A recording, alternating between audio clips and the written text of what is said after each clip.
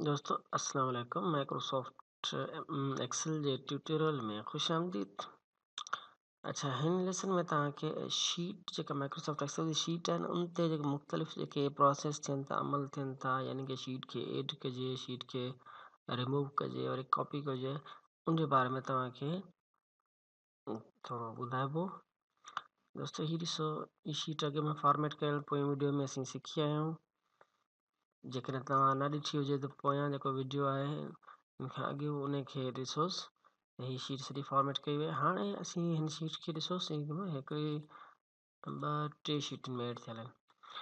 असीं इन हिकिड़ी शीट ते एड करणु चाहियूं था त हीअ प्लस वारो निशानी ॾिसो, न्यू शीट इन ते क्लिक कंदो त तव्हां ॿी हिकिड़ी ख़ाली शीट एड करे सघोसि था। जेतिरी चाहे तव्हां शीट एड करे सघो था। अच्छा, अदरवाइज़ हिन में कॉन्टेक्स्ट जेको हिन जो मेन्यू हूंदो आहे, राइट क्लिक करे तव्हां ॾिसंदो शीट ते राइट क्लिक करण सां इंसर्ट दबायोसि ऐं हाणे तव्हांखे ॿुधाए पियो त जिते छा एड करणु चाहियो था। तव्हां हिकिड़ी वर्कशीट एड करणु चाहियो था, वर्कशीट ओके कंदो त हीअ बि वर्कशीट एड थी वेंदी। हाणे मूव करणु असीं चाहियूंसि था, मूव करणु हीअ शीट 1 जेका आहे इहा मूव थी वञे जिते लास्ट में सपोज त पोइ मूव और कॉपी ते क्लिक करियोसि। किथे मूव करणु चाहियो था, शीट 4 खां पोइ हीअ ॾिसो शीट 4 खां हीअ शीट 1 जेका शीट मूव थी वेंदी हिते ॾिसो, 2 हिते बीठी आहे, 3 हिते बीठी आहे, 5 हिते बीठी आहे। हाणे 5 खे असीं जेको सो बैक करणु चाहियूं था, मूव करणु चाहियूं था, ॾिसो 5 एॾां थी वेंदी। हिन खे आसान तरीक़े सां कंहिं शीट आहे न, शीट ते क्लिक करे उनखे ड्रैग करे माउस सां बि ड्रैग करे असीं मूव करे सघूं था।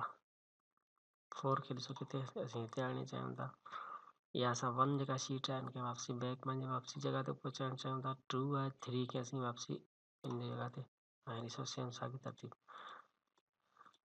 इन तरीक़े सां मूव करे सघिजे थो शीट खे। हाणे साॻी हिकिड़ी शीट मुकमिल ठहियल आहे, उन साॻी शीट खे असीं कॉपी करे बि सघूं था। हाणे शीट 4 आहे, शीट 5 आहे। हाणे असीं चाहियूं था जेका 1 शीट आहे न इहा साॻी हिन जी कॉपी ठही वञे। तव्हां सां राइट क्लिक करियोसि ऐं मूव और कॉपी करियोसि। दोस्तों पहिरीं मूव जे लाइ असीं हिते सिलेक्ट कंदासीं। हाणे असीं हेठि बीठो लिखियो पियो क्रिएट अ कॉपी, हिते क्रिएट अ कॉपी क्लिक करियोसि।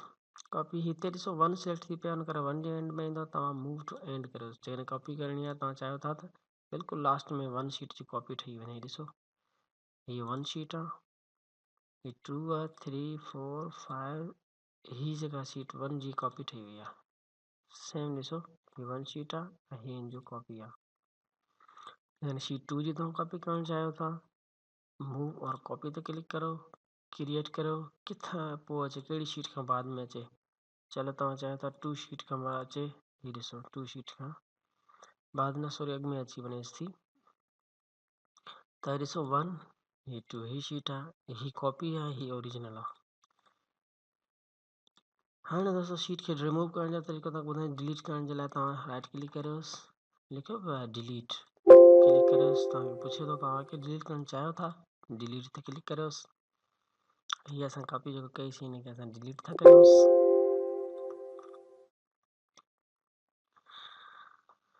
दोस्तों हाणे तव्हांखे शीट एड करणु, शीट डिलीट करणु सेखारी।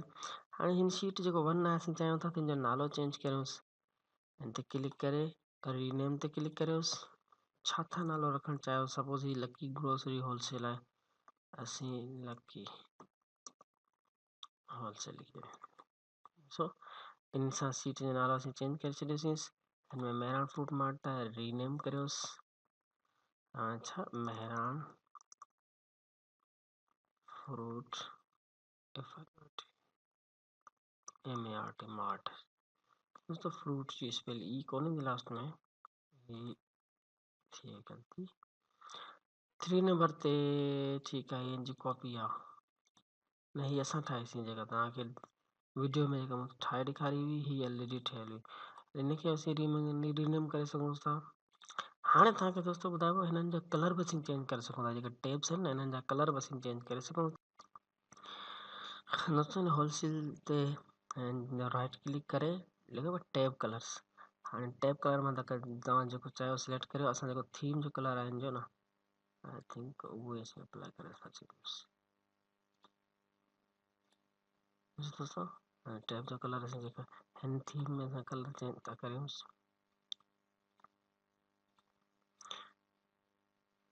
हिन थीम जे लाइ असीं हिन जो कलर चेंज था करियूं।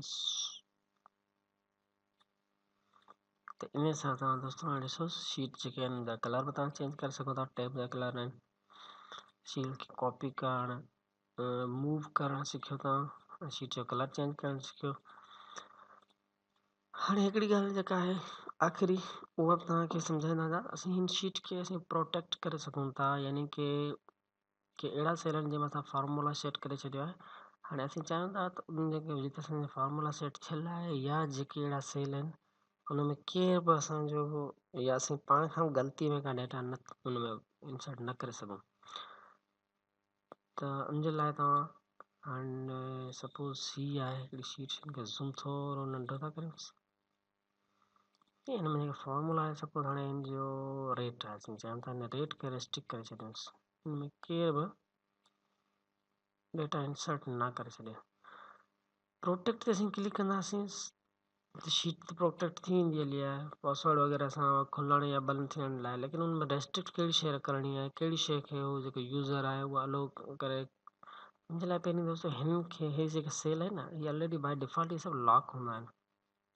हिन खे असीं कंदासीं अनलॉक कंदासीं त शीटुनि खे जेको सो लॉक करे छॾींदी। उन जे लाइ सेल एडिट करण जे लाइ हिन ते असीं क्लिक था करियूंसि त हीअ असां वटि फॉर्मेट सेल जो डायलॉग खुली वियो, जंहिंमें प्रोटेक्शन वारे टैब में तव्हां क्लिक करियोसि। ॾिसो लॉकड आहे न, हिन खे असीं छा था करियूंसि, हीअ लॉकड जेको चेक मार्क आहे न इहो हटाए था छॾियूंसि। तव्हां करियोसि ओके। हाणे तव्हां प्रोटेक्ट शीट कंदोसि, राइट क्लिक करे प्रोटेक्ट शीट, ऐं हिते पासवर्ड असीं नथा ॾियूं फ़िलहाल, जस्ट प्रोटेक्ट था करियूंसि, ओके करियोसि। हाणे दोस्तों हिन में तव्हां का बि डेटा तव्हां एंटर न करे सघंदो।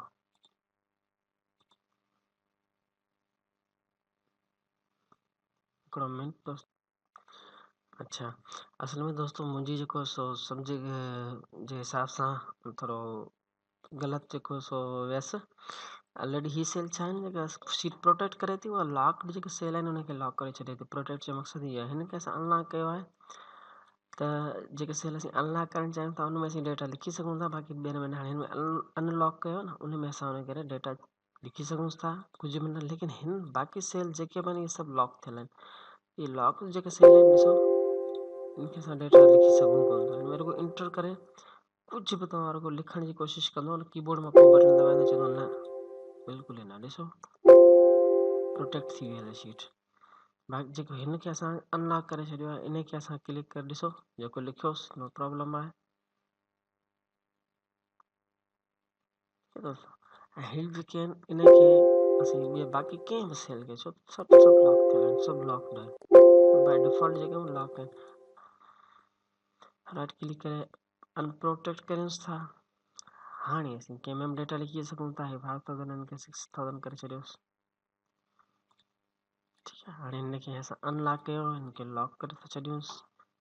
दोस्तों सेल जे फॉर्मेट में वञण जे लाइ शॉर्टकट की कीबोर्ड में आहे कंट्रोल ऐं 1, कंट्रोल ऐं 1, कंट्रोल 1 दॿायोसि, प्रोटेक्ट में बिठायोसि, हिन खे लॉक करे छॾियोसि। हाणे ही बि लॉक थी वियो।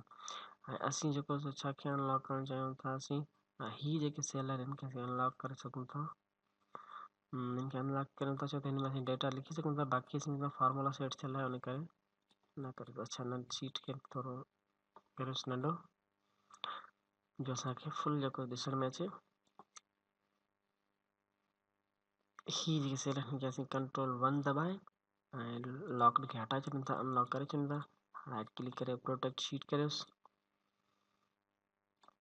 ओके करियोसि, ठीकु आहे दोस्तों। हाणे असां हिन में कंहिंमें बि असीं जेको लॉक आहिनि, लॉक सेल आहिनि, बाक़ी ही अनलॉक आहिनि। 10 आहे, 10 खे तव्हां ॾिसो 5 करियोसि।